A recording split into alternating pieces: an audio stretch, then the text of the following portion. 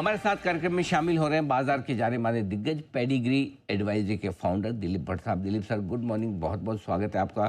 धन्यवाद हमें समय देने के लिए। आज बड़ा दिन है जब आप हमारे साथ कार्यक्रम में शामिल हुए और एक बार इसी पर आपसे रिएक्शन लेना चाहता हूँ। जो कुछ एक्शन भारत ने लिया है पाकिस्तान के अगेंस्ट में, बाजार का रिएक्शन बहुत ही मेच्योर, सधा हुआ है और संतुलित है। कैसे देखते हैं आप इस पूरे घटनाक्रम को और बाजार का डायरेक्शन क्या नजर आता है आपको इसके साथ मिलाकर देखें तो? Good morning, Anil ji. Always a pleasure to interact with you and your channel. Anil ji, I think जो इंडिया ने जो कदम उठाया है वो बेशक इसमें कोई डाउट नहीं है कि it is in the interest of all of us. मुझे लगता है मार्केट ने भी एक बहुत अच्छा सैल्यूट दिया है, बहुत अच्छा मैच्योर्ड रिएक्शन दिया है, जैसा आपने सही बताया।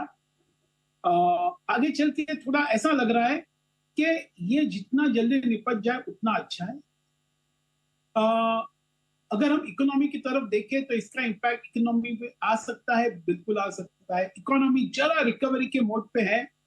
एक फॉलिंग ऑयल प्राइस को देख लो तो शायद उसमें से एक 1% जीडीपी का सपोर्ट मिलने की उम्मीद है, अगर ये इसी लेवल पे ऑयल बना रहे तो।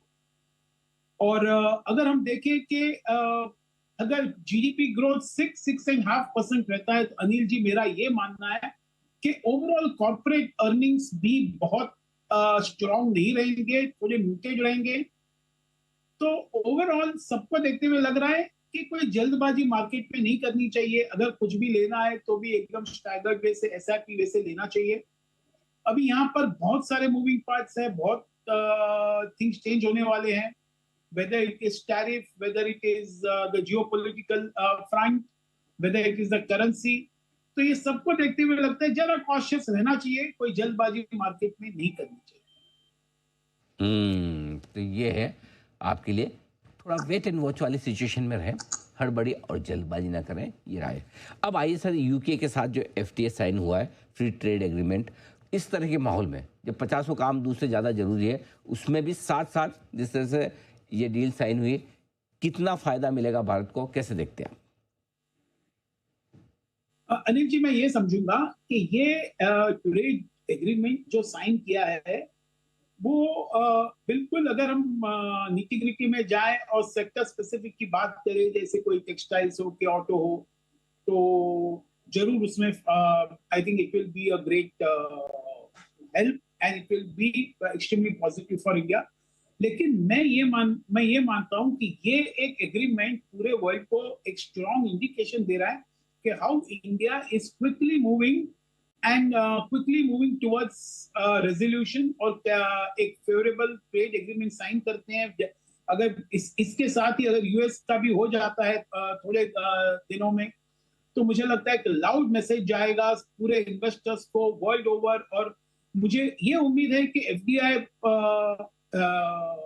इनफ्लोज भी काफी अच्छे रहेंगे इसके चलते चलते। तो एक instead of seeing from UK India FTA, I will see that as a broad green signal given by the government कि हम we are ready with an open mind, और ये बहुत अच्छा एनकरेजिंग न्यूज होगा on an overall basis for the entire economy as such. आइए नतीजों के सीजन पर आपसे राय लेना चाहता हूं। अब तक जितना रहा है रिजल्ट सीजन, क्या अच्छा लगा है आपको और क्या खराब? मैं ये कहूंगा कि ओवरऑल जरा सॉफ्टवेयर में आई थिंक काफी हद तक जरा पॉजिटिव सरप्राइज आ गए हैं। तो आईटी सेक्टर फिर भी on a selective basis will continue to look good, whether it is Coforge, whether it is tech Mahindra, they all will look pretty good, pretty interesting. Front time में बिल्कुल TCS भी काफी अच्छा रहेगा। तो एक आईटी सेगमेंट काफी ठीक लग रहा है। मुझे लगता है जहां तक फाइनेंशियल सेक्टर है, इसमें एकदम मिक्स्ड बैग हो गए हैं। जैसे सब लोग उम्मीद कर रहे थे कि निम कंप्रेशन होने वाला है, वो हुआ है, और एनआईआई ग्रोथ काफी मॉडेस्ट है, और credit growth also has been pretty muted.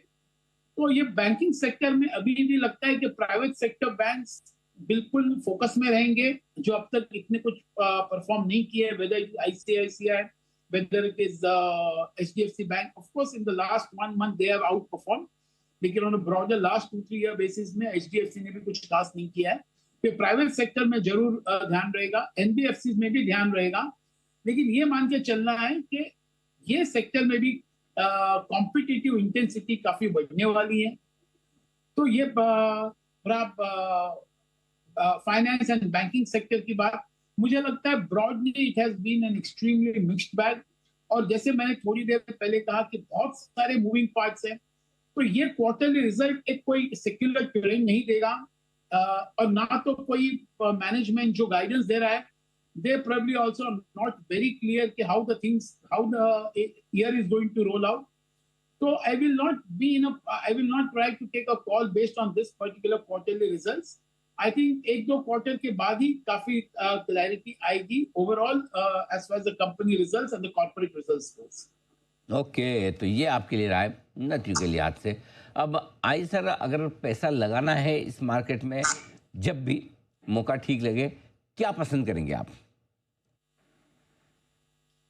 मैं तो समझूंगा कि फार्मास्यूटिकल्स अभी भी मुझे ठीक लग रहा है कि फार्मास्यूटिकल्स एक सेक्टर है जहां पर जो करेक्शन आया है, और फॉर व्हाट एवर रीजन जो यूएसए ने बताया है, उसकी वजह से जो रिएक्शन आया है, उसकी मुझे लगता है it will provide a good opportunity to acquire pharma stocks, because यहाँ पर जो डिमांड इन इलास्टिक बोलते हैं वैसे एक सिनेरियो है। Maybe US will be in a position to manufacture on its own, but pharmaceutical still holds out a very strong promise. तो जरूर फार्मास्यूटिकल्स के फ्रंट लाइन में, जैसे कि मैं कहूंगा सन फार्मा, लुपिन है, नैटको फार्मा है, मैं समझूंगा ये सब स्टॉक्स में जरूर देखना चाहिए। That is as far as the pharma is concern. मैं ये समझूंगा थोड़ा बहुत टेक्सटाइल्स में भी इन्वेस्ट करना ही चाहिए without any doubt, because tailwinds काफी अच्छी तरह से इंडिया के फेवर में आ रहे हैं। So that is another sector. Capital goods has been pretty mixed, not necessarily giving any direction. और consumer staples में थोड़ा बहुत investment करना चाहिए, because rural growth has come back, urban growth is coming back, और मुझे लगता है the cost inflation काफी अच्छी तरह से ease हो गया है। तो ये FMCG सेक्टर, consumer staples में भी ध्यान देना चाहिए, और थोड़ा बहुत white goods में वाइट गुड्स, कंज्यूमर ड्यूरेबल्स में उस सेक्टर में भी ध्यान देना चाहिए। ओके, तो ये है आपके लिए पूरा का पूरा बाजार का एक्शन। बहुत बहुत धन्यवाद दिलीप सर, समय देने के लिए और विस्तार से बताने के लिए बाजार पर अपनी राय। जल्द आपसे फिर मुलाकात होगी। आज के लिए बहुत बहुत धन्यवाद।